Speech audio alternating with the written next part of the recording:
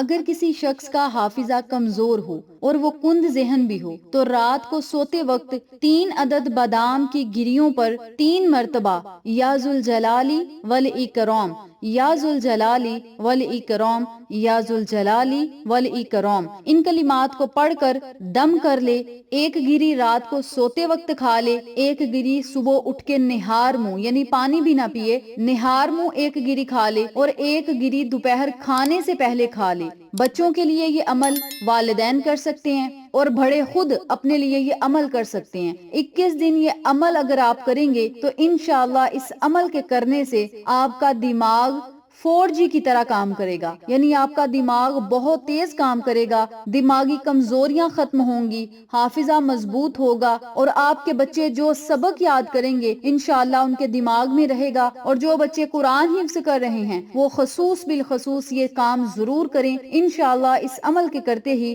دماغی کمزوری بھی ختم ہوگی، حافظہ مضبوط ہوگا۔ اللہ کی رحمت سے، اللہ کے فضل اور کرم سے اتنا رب کریم آپ کے حافظے کو مضبوط کر دے گا، قوی کر دے گا کہ آپ خود حیران رہ جائیں گے، اور ایک بار آپ جو بات سن لیں گے یا جو سبق یاد کر لیں گے وہ کبھی نہیں بھولیں گے۔